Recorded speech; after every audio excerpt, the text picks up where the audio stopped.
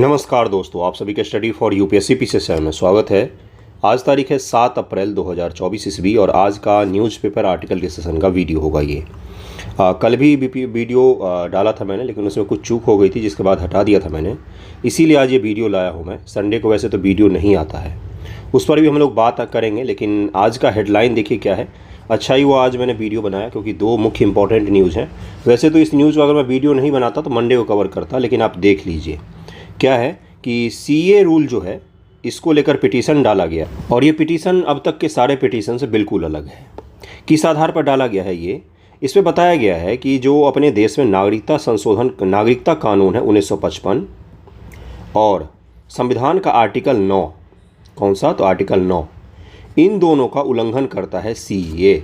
इस आधार पर पिटीशन डाला गया। अब इन दोनों में क्या है, तो भारत में दोहरी नागरिकता का प्रावधान नहीं किया गया है। भारत में दोहरी नागरिकता का प्रावधान नहीं है। भारत में आप कहीं पर भी एक ही देश के नागरिक होते हो, तो इंडिया। आप किसी राज्य के नागरिक नहीं होते हैं, जैसे राज्य के निवासी होते हैं, नागरिक नहीं होते हैं। साथ में अगर आपने किसी और देश की नागरिकता ग्रहण की है तो भारत के आप नागरिक हो ही नहीं सकते हैं। जैसे अमेरिका जो देश है, यूएसए, वहाँ पर दोहरी नागरिकता है। वहाँ पर लोगों का राज्य जो होता है, राज्य अमेरिका में 50 के करीब में स्टेट हैं, तो राज्य के भी नागरिक होते हैं, वो नागरिक होते हैं, सिटीजन होते हैं, और यूएसए का भी होते हैं। साथ ही दोहरी नागरिकता है तो आप किसी और भी देश का नागरिकता ग्रहण कर सकते हैं, लेकिन भारत में ऐसा प्रावधान नहीं किया गया है। और जो सीए के खिलाफ पिटीशन डाला गया है, इसमें ये बोला गया है कि जो कोई भी देश से आएंगे, जैसे अफ़गानिस्तान, बांग्लादेश और पाकिस्तान से जो फॉरेनर्स आएंगे, जिनको हम क्या देंगे, जिनको हम सीए के तहत नागरिकता देंगे, तो हमने सीए में ये प्रावधान नहीं किया है कि यहाँ से जो आएंगे गैर मुस्लिम कम्युनिटी के लोग, वो अपने ओरिजिन देश की नागरिकता छोड़ देंगे। इसका प्रावधान सीए में नहीं किया गया है। इसलिए सीए 1955 का जो नागरिकता एक्ट है उसका और जो संविधान का आर्टिकल 9 है उसका उल्लंघन करता है। इस आधार पर ये पिटीशन डाला गया है। आपको पिटीशन समझ में आया? मैंने क्या बताया कि भारत में दोहरी नागरिकता का प्रावधान नहीं है, तो जो फॉरेनर्स आएंगे, जिनको हम क्या देने वाले हैं, जिनको हम सीए के तहत में पाकिस्तान, अफगानिस्तान, बांग्लादेश से आने वाले नॉन मुस्लिम को भारत में नागरिकता देने का प्रावधान है। नोटिफिकेशन भी इसका ला दिया गया, अब नागरिकता बांटी जाएगी कुछ दिनों में। तो इसमें यह सवाल खड़ा किया गया है कि जो इनको आप नागरिकता दे रहे, मान लीजिए ए नामक कोई व्यक्ति पाकिस्तान से आया, वो पाकिस्तान में हिंदू कम्युनिटी है, पाकिस्तान की नागरिकता थी उसके पास, अभी भी है उसके पास, उसको हम भारत की नागरिकता दे रहे हैं। उससे हमने ये नहीं बोला कि आप अपने ओरिजिन देश की पहले नागरिकता छोड़िए, तब जाके हम आपको नागरिकता देंगे। यही यहाँ पर क्या है, तो पिटीशन में डाला गया सुप्रीम कोर्ट में इंडिया में। इतना आपको समझ में आ गया? तो 1955 का जो एक्ट है इसको हम लोग थोड़ा सा समझ लेंगे कि क्या है ये एक्ट भाई, किस प्रकार से इसमें नागरिकता का प्रावधान किया गया है, संविधान में किस प्रकार से नागरिकता का प्रावधान किया गया है। आर्टिकल 5 से लेकर 11 तक में, कहाँ से कहाँ तक में, आर्टिकल 5 से लेकर 11 तक में आपको नागरिकता संबंधी प्रावधान दिखता है। नागरिकता संबंधी प्रावधान आपको संविधान में दिखता है। ओके, तो इस न्यूज़ को तो हम लोग करेंगे ही, 1955 के एक्ट को समझेंगे, लेकिन उससे पहले ये न्यूज़ भी देख लीजिए। इसको, इन दोनों न्यूज़ को करने के पश्चात में हम लोग आर्टिकल को डिस्कस कर लेंगे। देखिए दूसरा न्यूज़ क्या है कि जो बीआरओ संगठन है, बीआरओ किस मंत्रालय के तहत में काम करता है ये आप मुझे बताएंगे। बीआरओ, बॉर्डर रोड ऑर्गेनाइजेशन, ये ऑल वेदर रोड कनेक्टिविटी बहुत बड़े स्तर पर बढ़ा रही है। सारे जो हमारे सीमा के प्रदेश हैं, खासतौर से हिमालयन प्रदेश की अगर मैं बात करूँ तो वहाँ पर, जिसमें लद्दाख है, अरुणाचल प्रदेश है, सिक्किम है, जम्मू कश्मीर है, सभी जगहों पर बीआरओ ने बड़े स्तर पर ऑल वेदर रोड्स बनाए हैं। इसी के तहत एक नया रोड बनाया जा रहा है। कौन सा है वो, देखिए यहाँ पर लिखा हुआ है, जो हिमाचल प्रदेश को लेह लद्दाख से जोड़ेगा। इसके बारे में मैं बताऊँगा आपको, इसका मैप भी दिखाऊँगा। नीमू पदम दारचा रोड है, ये किसको किसको कनेक्ट करेगा, तो लद्दाख को कनेक्ट करेगा हिमाचल प्रदेश से।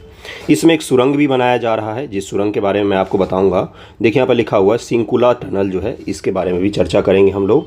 देखेंगे इसका लोकेशन क्या है। लद्दाख के जास्कर वैली कहा जाता है, जास्कर वैली, वहाँ पर कनेक्टिविटी को बढ़ाएगा ये।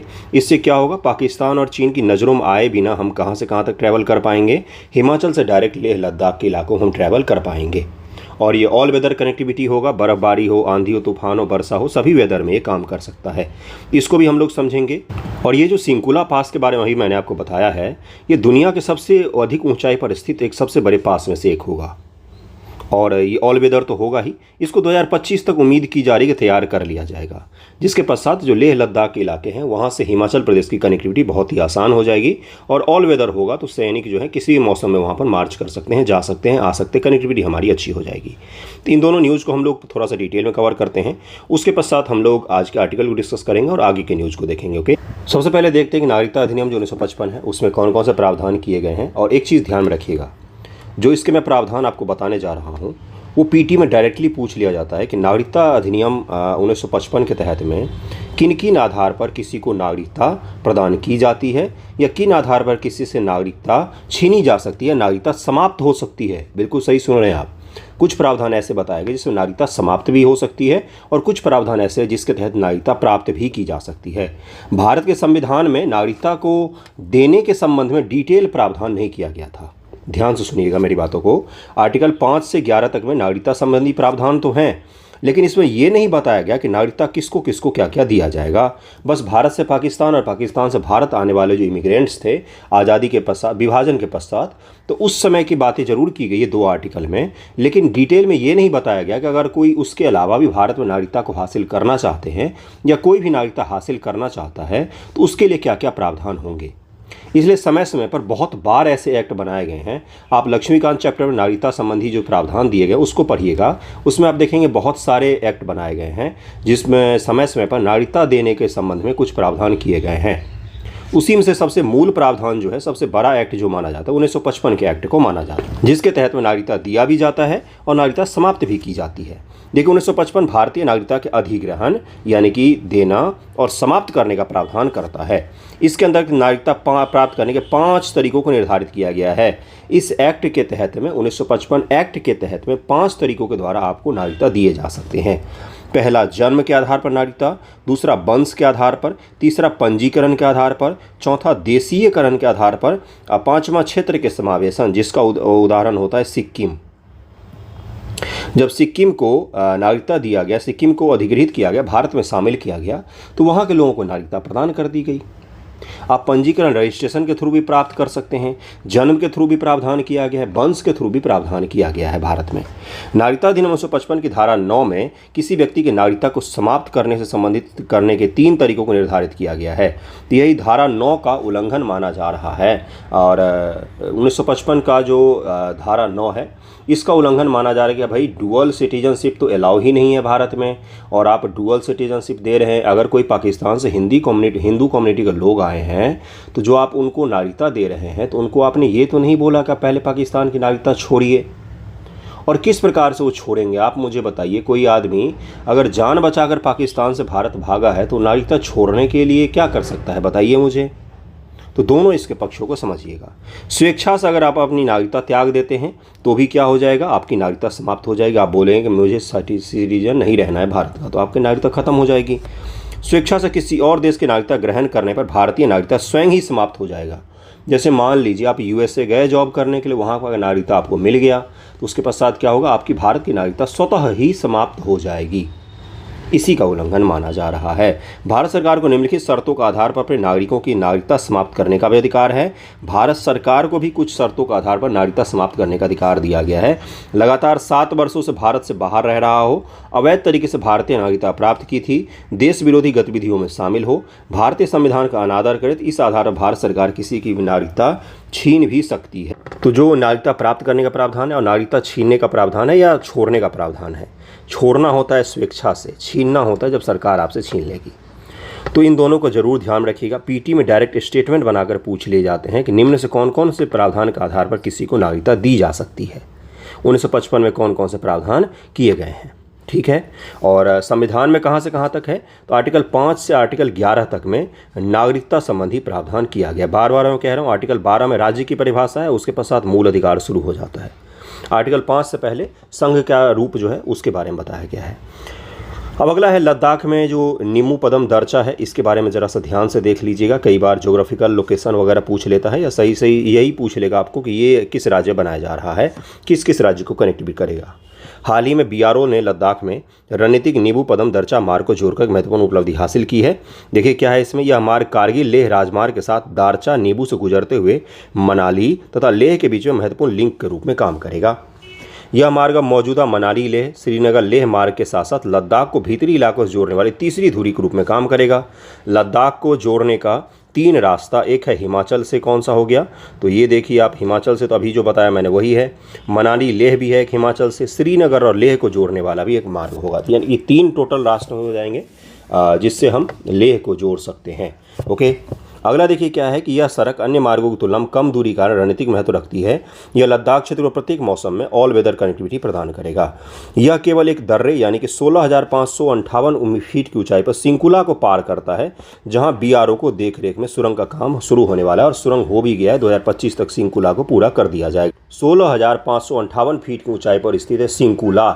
ला का मतलब होता है लद्दाख में रास्ता, लद्दाखी भाषा में या तिब्बतियन भाषा में इसका मतलब होता है रास्ता, इसीलिए आप ला देखते हैं। जो जिला, बनिहाल दर्रा वगैरह जितने भी ला आते हैं ना, उसका मतलब क्या होता है, उसका मतलब ही होता है रास्ता पहाड़ों के बीच से।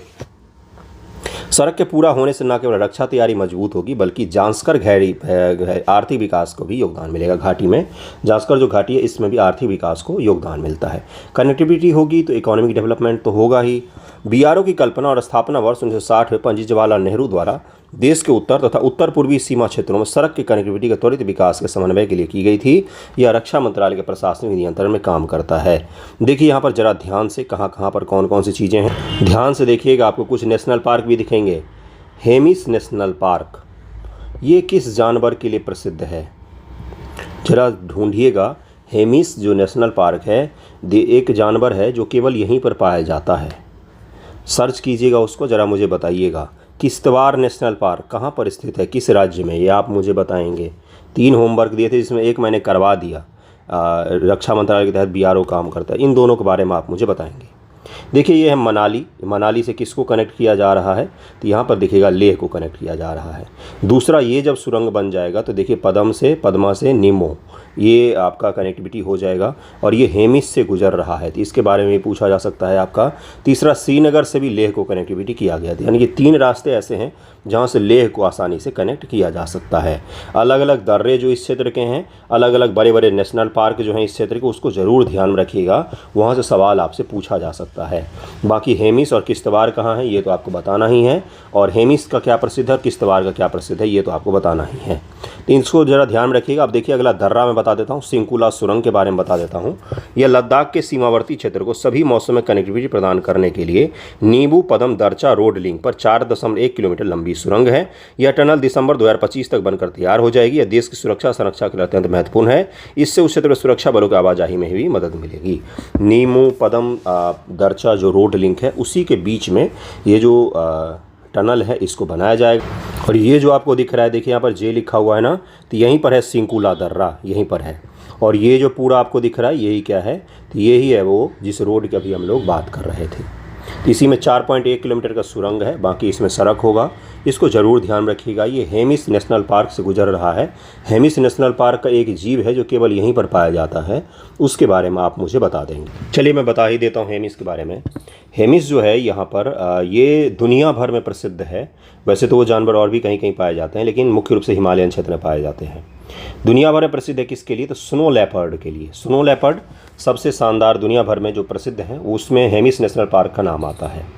एक और है जम्मू कश्मीर में जिसका नाम है क्या, तो उसका नाम है दाचीगाम। दाचीगाम ये किसके लिए प्रसिद्ध है, जम्मू कश्मीर में है। यहाँ पर एक जीव पाया जाता है, केवल यहीं पर पाया जाता है, हंगुल। हंगुल बारासिंघा वाला हंगुल जो होता है उसके लिए बड़ा ही फेमस है दाचीगाम। और इसके बारे में यूपीएससी पूछ चुका है दाचीगाम के बारे में। बिल्कुल सही सुन रहे हैं आप। ये हंगुल के बारे में पूछा था कि हंगुल देश में किस प्रसिद्ध जो राष्ट्रीय उद्यान है वहाँ पर पाया जाता है, तो दाचीगाम में पाया जाता है मुख्य रूप से। हेमिस किसके लिए प्रसिद्ध है, तो स्नो लेपर्ड के लिए बहुत ही फेमस है। बाकी किश्तवाड़ के बारे में आप थोड़ा सा देख लीजिएगा। तो ये आपको मुझे बताना था। चलते हैं आज के आर्टिकल पर। जितने फैक्ट मैंने बताए हैं उसको ज़रूर ध्यान रखिएगा।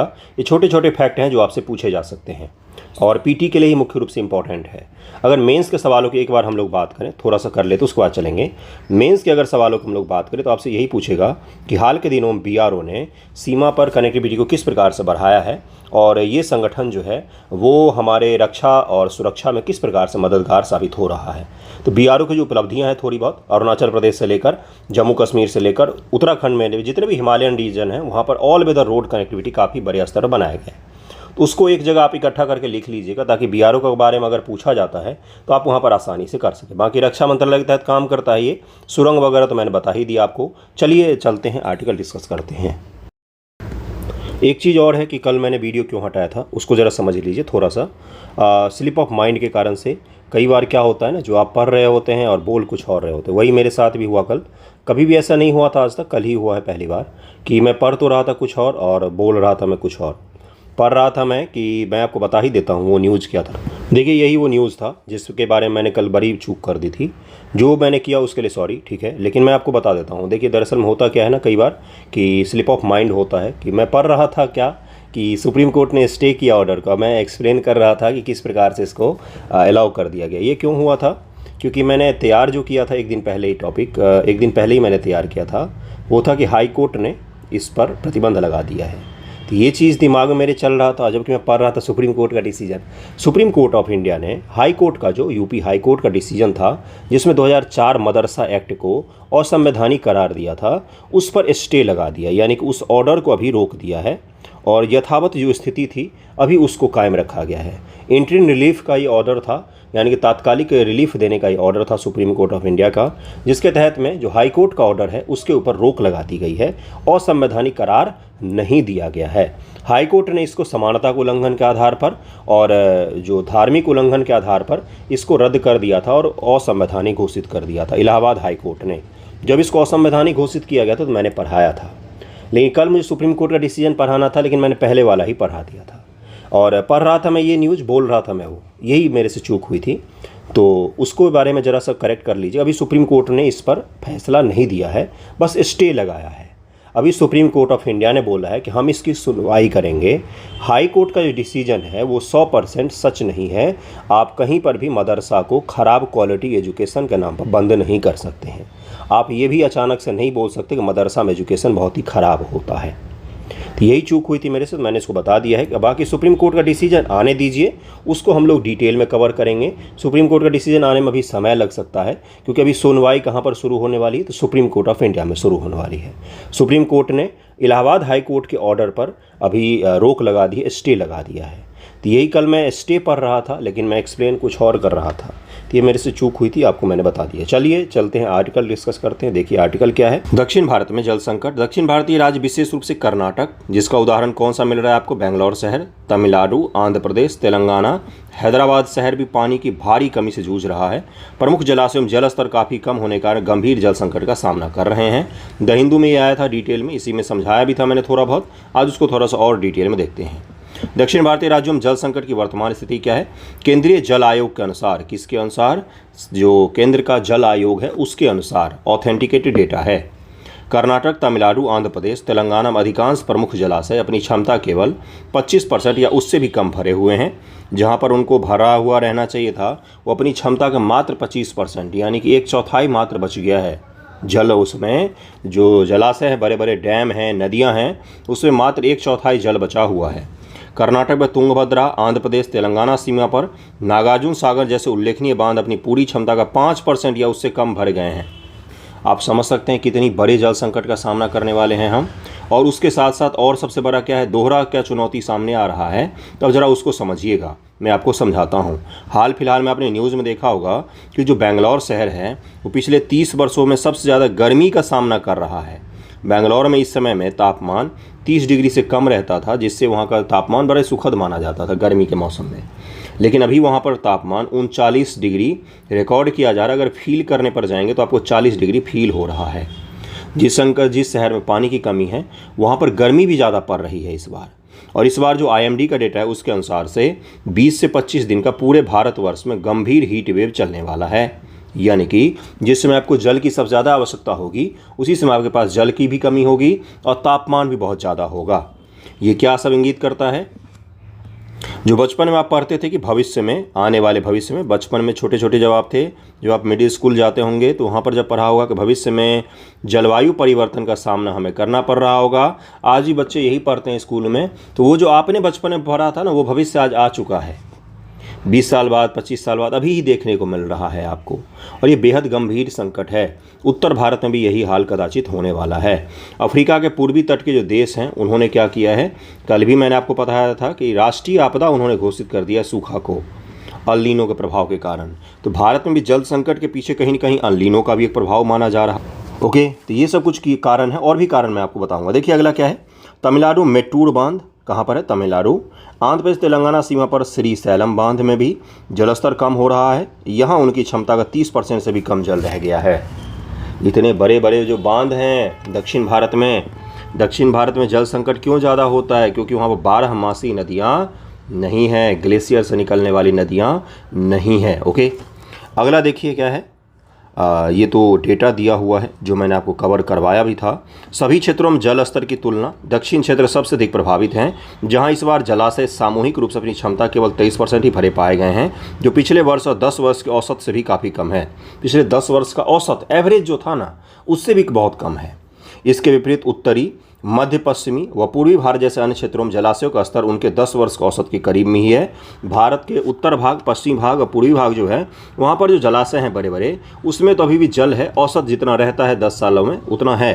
लेकिन दक्षिण भारत के जो जलाशय हैं उसमें भारी संकट देखने को मिल रहा है। केरल अब में अपवाद है। केरल के पास में अपवाद क्यों, क्योंकि केरल का जलाशय जो है अभी भी अच्छा खासा भरा हुआ है। देखिए यहाँ पर लिखा हुआ है कि उन दक्षिण राज्यों में से एक है जहाँ अधिकांश प्रमुख बांधों में उनकी क्षमता कम से कम 50% जल अभी भी भरा हुआ है। सवाल क्या पूछा जाएगा आपसे, कभी सोचा आपने इस तरह के टॉपिक जो मैं पढ़ा रहा हूँ इसका सवाल क्या पूछा जाएगा आपसे? सवाल जैसे मान लीजिए, एक सवाल मैं फ्रेम करता हूँ कि अल नीनो का प्रभाव क्या देखने को मिल रहा है भारत में, 100 शब्दों में ही दिया जाएगा। तो वहाँ पर आप यही सब तो रेफरेंस लिखेंगे, यही सब रेफरेंस लिखना है। हीट वेव ज़्यादा हो जाएगा, जलस्तर कम हो रहा है, सूखा होगा, वर्षा के पैटर्न में परिवर्तन होगा, मानसून में देरी होगी, कृषि प्रभावित होगी, पारिस्थितिक तंत्र प्रभावित होगा। अफ्रीका के जो देश है उन्होंने राष्ट्रीय आपदा घोषित कर दिया क्योंकि सूखा और अकाल की संभावना बन गई है। एक सवाल बताया मैंने। दूसरा सवाल क्या बता सकता हूँ कि जल संकट क्या है, भारत में जल संकट के कारण और निदानों को सुझाइए, यही सवाल पूछ सकता है। मैंने पूछा भी है, सामान्य से सवाल हैं ये, जिसमें आपको कारण लिखना है और उसका क्या लिखना है, निदान लिखना है। निदान जब भी लिखें तो 2 तरीके के निदान होते हैं। पहला होता है सरकार क्या प्रयास कर रही है, सरकार क्या प्रयास कर रही है, जिसमें केंद्र और राज्य की दोनों सरकारें आती है। जैसे बिहार स्पेशल में अगर आपसे पूछूं तो केंद्र और राज्य दोनों को आप कंपेयर करके लिखेंगे, दोनों सरकारें क्या क्या कर रही हैं। और दूसरा क्या लिखना होता है, दूसरा लिखना होता है कि आपके सुझाव क्या हैं, आपके यूनिक सुझाव कुछ होने चाहिए जल संकट को कम करने के लिए, जिसमें आप कुछ सोचकर बता सकते हैं कि भाई ये समाधान होना चाहिए। अगर आप समाधान नहीं सोच रहे तो फिर ऑफिसर क्यों बन रहे बताइए मुझे। हालांकि इडुक्की, इदमलयार, कल्लाडा और काकी जैसे जलाशयों में अपेक्षाकृत बेहतर जलस्तर होने का अनुमान भी है। दक्षिण भारत में जल संकट के कारण क्या है, वर्षा की कमी और अल नीनो का प्रभाव। पहला प्रभाव क्या दिखाया गया है, अल नीनो का प्रभाव। देखिए क्या लिखा हुआ है कि अल नीनो घटनाओं के कारण कम वर्षा के कारण क्षेत्र में सूखे जैसी स्थिति लंबे समय तक शुष्क अवधि रही है। अल नीनो एक जलवायु का पैटर्न है जिसकी विशेषता प्रशांत महासागर में सागरीय सतह के तापमान में वृद्धि से है, जो विश्व स्तर पर सामान्य मौसम पैटर्न को बाधित कर सकता है, जिससे कुछ क्षेत्रों में वर्षा कम हो सकती है और कहीं पर वर्षा ज़्यादा भी हो सकती है। प्रशांत महासागर जो है उसके सतही तापमान में जब वृद्धि हो जाती है, तापमान में वृद्धि होने के पश्चात अल नीनो की घटना उत्पन्न होती है। अल नीनो बड़ा ही कॉम्प्लेक्स टॉपिक है, किसी दिन मैं इत्मीनान से समझाऊंगा आपको, उसकी चिंता मत कीजिएगा। अल नीनो और मानसून 2 अपने ज्योग्राफी के सबसे कॉम्प्लेक्स टॉपिक होते हैं, उतना आसान नहीं होता है समझना। बहुत सारे इसमें फैक्टर्स जो होते हैं, इसके कारण से कई बार समझने में आपको दिक्कत होगी। लेकिन आप ये मान कर लिखिएगा कि अल नीनो का प्रभाव देखा गया है, जिसे दक्षिण जो प्रशांत महासागर का विषुवतीय एरिया है, प्रशांत महासागर का विषुवत, इसके दोनों तरफ के जो जल हैं इसके तापमान में वृद्धि देखी जाती है। अब तापमान में वृद्धि देखी जाती है इसके। ओके, अगला क्या है कि विलंबित मानसून और मानसून के बाद की कमी। जो मानसून है उसमें भी विलंब होगा और मानसून के बाद जो अलग अलग मौसमी वर्षा होती है भारत में, उसमें भी कमी देखी गई है। मानसून और मानसून के बाद मौसम में वर्षा की कमी से जलाशयों में जलस्तर में काफ़ी कमी देखने को मिली है। विलंबित मानसून की शुरुआत महत्वपूर्ण अवधि के दौरान अपर्याप्त वर्षा ने स्थिति को और भी गंभीर बना दिया। मानसून के बाद की अवधि अक्टूबर-दिसंबर 2023 के दौरान देश के 50% अधिक क्षेत्रों में वर्षा की कमी थी। ये आपने देखा कि जो पश्चिमी विक्षोभ होता है उसने भी इस बार वर्षा नहीं किया ढंग से, जो ठंड के मौसम वर्षा होती है, या उसके अलावा देश में जो मानसून की अवधि के बाद जो वर्षा होती है, अलग अलग मौसमी वर्षा, जैसे अप्रैल मई के दौरान आपको आंधी के साथ वर्षा देखने को मिलेगा, उसमें भी कमी कहीं न कहीं देखी जा रही है। तापमान वृद्धि और वाष्पीकरण। ग्लोबल वार्मिंग के कारण बढ़ते तापमान से वाष्पीकरण की दर जो है वो तीव्र हो गई है। इसका क्या तात्पर्य है? जो जलाशय में जल रखे हुए हैं वो गर्मी के कारण जल्दी से एवेपोरेट हो जाते हैं। अब क्या करना चाहिए इसके लिए बताइए मुझे। सोचिए जरा, आप समाधान क्यों नहीं सोच पा रहे, मुझे बताइए समाधान क्या हो सकता है। जो हमने डैम बनाए हैं, मान लीजिए डैम है, इसके ऊपर क्या करो, या तो ढक दो, सीधा सा सिंपल सा ढक दो। काला काला एक बॉल आता है, जो बहुत सारे बॉल प्लास्टिक के होते जो इसमें छोड़ दिए जाएं, जिससे क्या होगा, पानी ढक जाएगा, सूर्य की रोशनी से बच जाएगा। पहला समाधान हो गया। दूसरा समाधान हो गया, पहला तो हो गया सिंपल सा ढक दो। तीसरा समाधान, इसको ढकने से भी हम लोग क्या लाभ कमा सकते हैं, क्या करो, सोलर पैनल लगा दो पूरा ऊपर, जिससे हमें बिजली भी प्राप्त हो जाएगी, इसके नीचे का पानी भी सुरक्षित रहेगा। ये समाधान क्या हो सकते हैं, वाष्पीकरण को रोकने के समाधान हो सकते हैं। तापमान बढ़ने के कारण से वाष्पीकरण बहुत तेजी गति से हो रहा है, इसलिए जल की और भी कमी देखने को हमें मिल रही है। ग्लोबल वार्मिंग तो पता ही होगा। अगला देखिए क्या है, उच्च तापमान भी शुष्कता की स्थिति को बढ़ाता है, जिससे कृषि, शहरी खपत और औद्योगिक उद्देश्यों हेतु जल की मांग भी बढ़ती है। देखिए गर्मी बढ़ेगा तो जल की कमी होगी, गर्मी बढ़ेगा तो जल की मांग बढ़ती है, दोहरी चुनौती है ये। भूजल की कमी, देखिए सिंचाई के लिए अत्यधिक भूजल दोहन से विशेषकर अपर्याप्त सतही जल स्रोतों वाले क्षेत्रों में भूजल की कमी देखी गई है। दक्षिण भारत में मुख्य रूप से चावल, गन्ना, कपास जैसे फसलों के लिए बहुत ज़्यादा जल की आवश्यकता होती है, इसलिए भी जल की कमी देखी गई है। जल स्रोतों का प्रदूषण हो गया है, जो बड़े बड़े झील थे, बड़े बड़े जो क्षेत्र थे जहाँ से हमें जल प्राप्त होते थे, वो सभी प्रदूषित हो गए हैं। पर्यावरण प्रबंधन नीति अनुसंधान संस्थान द्वारा किए गए एक अध्ययन में कहा गया कि बेंगलुरु के लगभग 85% जल निकाय औद्योगिक अपशिष्ट, सीवेज और अगला क्या लिखा है, ठोस अपशिष्ट डंपिंग से प्रदूषित हैं, इसलिए भी पानी की कमी देखी गई है। कुप्रबंधन और असमान वितरण, जल संसाधनों की बर्बादी, रिसाव, ये सब भी एक बहुत बड़ा कारण है। कुप्रबंधन, मैनेजमेंट बहुत ही खराब है हमारा जल को लेकर, इसलिए भी जल की कमी देखने को मिलता है। निहितार्थ क्या होगा इसका, स्वास्थ्य संबंधी मुद्दे देखने को मिल सकते हैं, बहुत सारे लोगों की मृत्यु होगी। विश्व बैंक के अनुसार भारत में विश्व की 18% आबादी निवास करती है, लेकिन इसके पास केवल 4% लोगों के लिए पर्याप्त मात्रा में जल है उपलब्ध। वर्ष 2023 में लगभग 91 मिलियन भारतीय सुरक्षित जल पहुंच से वंचित होंगे, उन तक साफ सुथरा जल नहीं मिल पाएगा।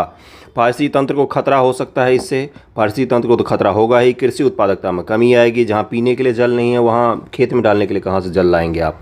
आर्थिक हानि भी देखने को मिल सकती है। विश्व बैंक के अनुसार जलवायु परिवर्तन, जल व अर्थव्यवस्था, climate change, water and economy शीर्षक रिपोर्ट में रेखांकित किया गया कि जल की कमी वाले देशों को वर्ष 2050 तक आर्थिक विकास से बड़े आघात का सामना करना पड़ सकता है। तो 2050 की तरफ में हम धीरे धीरे बढ़ रहे हैं। ये सारे वो योजनाएं हैं जो भारत सरकार जल प्रबंधन के लिए लाती है। जल संरक्षण के लिए मनरेगा, जल क्रांति अभियान, राष्ट्रीय जल मिशन, अटल भूजल योजना, जल जीवन मिशन, राष्ट्रीय स्वच्छ गंगा मिशन। अब आपका आज का सवाल जो आपको बताना है मुझे कमेंट करके, अटल भूजल योजना भारत के कितने राज्यों में लागू किया गया है, ज़रा सर्च कीजिए। मैं बता दूं, ये भारत है, रुक जाइए भारत सही से बनाता हूं, ये भारत है, तो भारत के इन राज्यों में ऐसे ऐसे लागू किया गया है। अब मुझे बताएंगे आप कि कितने राज्यों में लागू किया गया है और ये योजना कब लाई गई थी, ये दो चीज़ आपको बताना है। अगला न्यूज़ देखिए क्या है कि आईएमएफ ने, उस दिन मैंने वर्ल्ड बैंक के बारे में आपको बताया था कि वर्ल्ड बैंक ने क्या किया है, तो भारत के ग्रोथ के बारे में कुछ प्रिडिक्शन की है।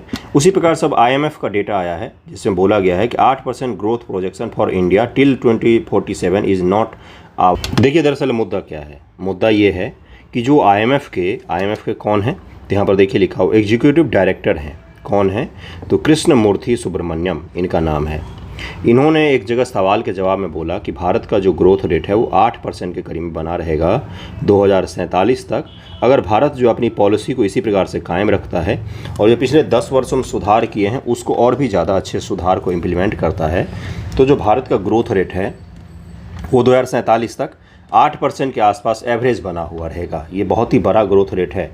तो जब आईएमएफ से इस तरह का पूछा गया तो आईएमएफ के स्पोक्स पर्सन ने क्या बोला कि ये जो व्यूज़ है ये आईएमएफ का नहीं है, ये जो मिस्टर कृष्णमूर्ति सुब्रमण्यम हैं उनका व्यू हो सकता है, ये आईएमएफ का ऑफिशियल कोई स्टेटमेंट नहीं है।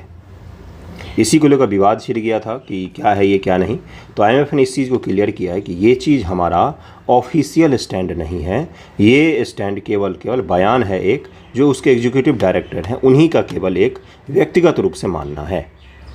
इसको ज़रूर ध्यान रखिएगा कि आईएमएफ के एग्जीक्यूटिव डायरेक्टर अभी कौन है वर्तमान में, तो कृष्णमूर्ति सुब्रमण्यम है।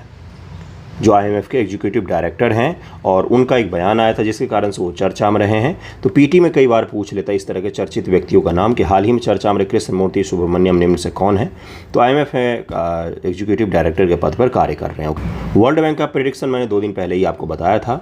अभी कुछ दिन बाद ही IMF का वर्ल्ड आउटलुक आ जाएगा इकोनॉमी को लेकर, उसमें भारत का प्रोडक्शन भी, भारत का जो प्रेडिक्शन होगा वो भी क्लियर हो जाएगा। तो इसको बस इतना ध्यान रखिएगा, बाकी भारत का डेटा जब आएगा तो उसको हम लोग पढ़ लेंगे। अगले न्यूज़ पर चलते। अगला जो न्यूज़ है वो क्या है, तो UNHRC, United nation human right council, इसके बारे में थोड़ा सा इंट्रो मैं आपको समझाऊंगा। बार बार मैं समझाता हूँ इसीलिए ताकि आपको याद हो जाए यहीं पर किस कॉन्टिनेंट से कितने देश होते हैं, ये सब याद करवाऊंगा। लेकिन न्यूज़ क्या है, न्यूज़ ये है कि UNHRC में एक प्रस्ताव को पास हो गया है ये प्रस्ताव। और ये प्रस्ताव जो है इसमें करीब में 47 मेंबर्स ने भाग लिया था। 47 मेंबर हैं टोटल, उसमें से 28 लोगों ने इस प्रस्ताव का समर्थन किया है, 6 लोगों ने इस प्रस्ताव का विरोध किया है, और 13 लोग जो हैं करीब में एब्सेंट रहे हैं इस प्रस्ताव में वोटिंग से।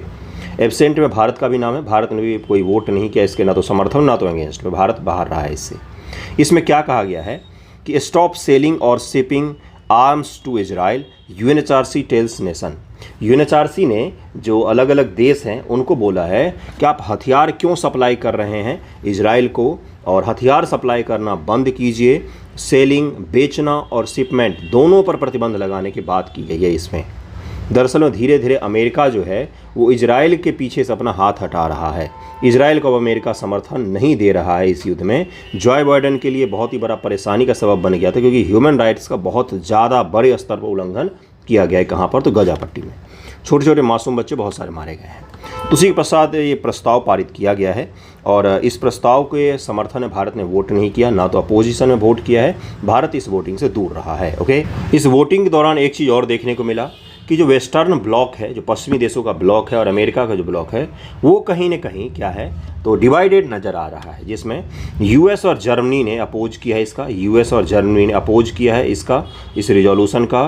तो वहीं पर फ्रांस और जापान जो हैं वो एब्स्टेंट रहे इससे, उन्होंने भाग ही नहीं लिया। जबकि लग्जमबर्ग और जो फिनलैंड हैं उन्होंने इसके समर्थन में वोट किया था। ओके, तो UNHRC के बारे में हम लोग तो पढ़ेंगे ही, लेकिन अगला न्यूज़ भी देख लीजिए साथ में ही क्या है। अगला है ये न्यूज़ कि इसी का न्यूज़ है, एक्सटेंडेड वर्जन है, कि इसमें कि ये पहले ये जो प्रस्ताव है लाया किसके द्वारा गया था।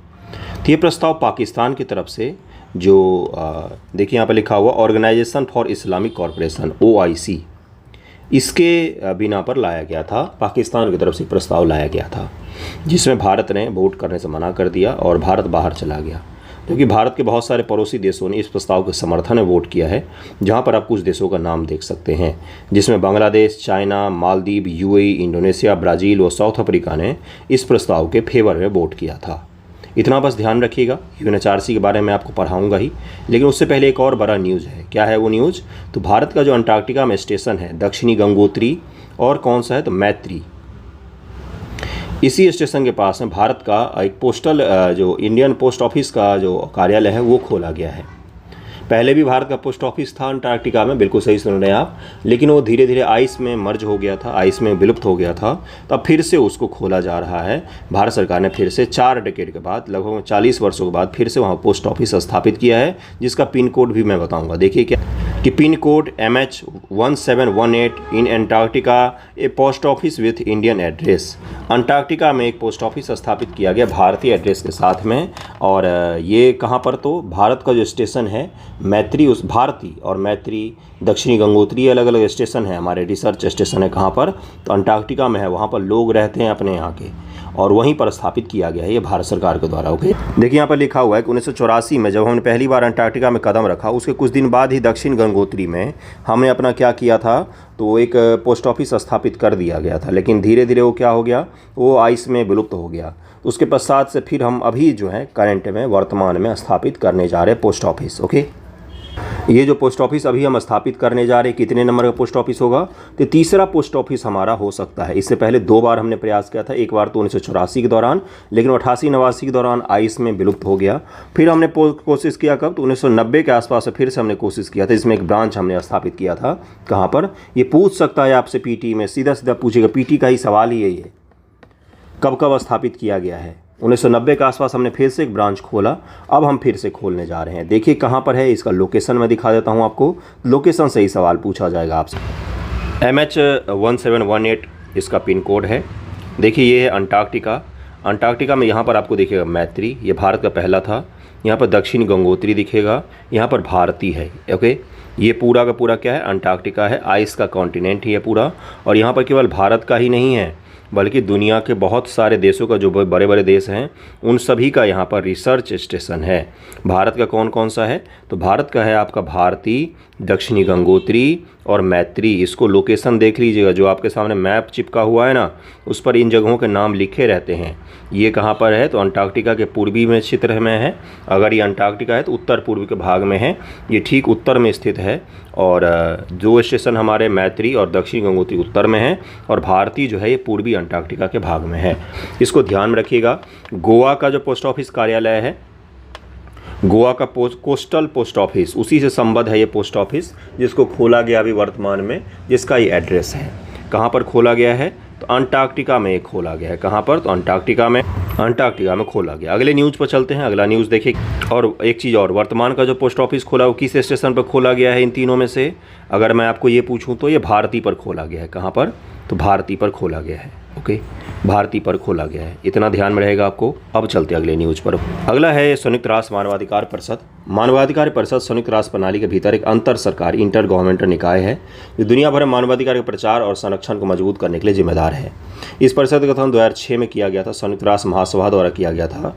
इसने मानवाधिकार पर पूर्व संयुक्त राष्ट्र आयोग का स्थान लिया था। मानवाधिकार हेतु उच्चायुक्त का कार्यालय OHCHR मानवाधिकार परिषद सचिवालय के रूप में कार्य करता है। जिनेवा स्विट्जरलैंड में इसका मुख्यालय स्थित है। क्या इसका जो प्रस्ताव पारित किया गया वो बाध्यकारी होगा प्रवृत्ति में? नहीं, प्रकृति में बाध्यकारी नहीं होता है, लेकिन इजराइल पर एक मोरालिटी का दबाव जरूर बनेगा। उसको अलग थलग करने की कोशिश जरूर सही साबित होगी, और वो जो अभी रफा शहर में अटैक करने जा रहा था उसमें ज़रूर कमी देखी जा सकती है। इसका गठन 47 संयुक्त राष्ट्र सदस्य देशों से मिलकर हुआ है, जो संयुक्त राष्ट्र महासभा के द्वारा चुने जाते हैं। संयुक्त राष्ट्र संघ मानवाधिकार के संवर्धन, संरक्षण, भागीदार राज्यों के योगदान के साथ साथ इस संबंध में उनके द्वारा की गई स्वैच्छिक प्रतिबद्धताओं को भी ध्यान रखता है। परिषद के सदस्य सामान्य भौगोलिक वितरण पर आधारित होते हैं। समान भौगोलिक वितरण अफ्रीका से 13 सीटें हैं, एशिया प्रशांत से 13 सीटें हैं, दक्षिण अमेरिका कैरेबियाई देश से 8 सीटें हैं 47 में से, पश्चिमी यूरोपीय और अन्य देश जो हैं उनसे 7 सीटें हैं, पूर्वी यूरोपीय से 6 सीटों को रखा गया है। इन सभी को अलग अलग भौगोलिक प्रदेश के आधार पर इसमें देशों को लाया जाता है और देशों को इसमें रखा जाता है। परिषद सदस्यों का कार्यकाल 3 वर्ष का होता है। यही पूछ लेगा आपसे, परिषद का कोई सदस्य बनता है देश तो 3 वर्ष तक उसका कार्यकाल होता है, 3 वर्ष तक कार्यकाल होता है। लगातार 2 कार्यकाल की सेवा के बाद कोई भी सदस्य तत्काल पुनः चुनाव के लिए पात्र नहीं होता है। अगर आप लगातार 2 बार इसके सदस्य रहे हैं तो अगली बार आप इसके लिए एलिजिबल नहीं होंगे सदस्य बनने के लिए। प्रक्रिया व तंत्र क्या है? सार्वभौमिक आवधिक समीक्षा, यूनिवर्सल पीरियोडिक रिव्यू UPR सभी संयुक्त राष्ट्र सदस्य देशों के मानवाधिकार स्थितियों का आकलन का कार्य करता है। सलाहकार समिति है, एक शिकायत प्रक्रिया है इसके तहत, और संयुक्त राष्ट्र की विशेष प्रक्रिया का भी पालन किया जाता है। इसी के आधार पर ये निगरानी, जांच करने की सलाह, सार्वजनिक रूप से रिपोर्ट प्रकाशित करना, इन सभी चीज़ों पर ये काम करती है। यहाँ पर प्रस्ताव लाके किसी देश पर दबाव भी बनाया जा सकता है, वही दबाव अभी इजराइल के ऊपर बनाया जा रहा है, इसको ज़रूर ध्यान रखिएगा। अगला न्यूज़ देखिए। अगला न्यूज़ तो है ही नहीं, आज छोटा सा ही वीडियो था, आज इतने ही न्यूज़ को कवर करते हैं। और कैसा लगा है ज़रूर बताइएगा। पढ़ते रहिए, अच्छे से मन लगा कर पढ़िए। एग्ज़ाम जो होता है वो एक मौका होता है, एक मौका चूकेंगे तो फिर अगले मौके के लिए आपको इंतज़ार करना पड़ता है, और कोई माँ बाप होता नहीं है PCS में। सरकारें बदलने पर PCS की प्रक्रिया बदल जाती है, इसलिए जो मौका मिल रहा है उस पर जी जान लगा दीजिए कि इस बार आर या पार। ठीक है, थैंक यू सो मच आप सभी का वीडियो देखने के लिए।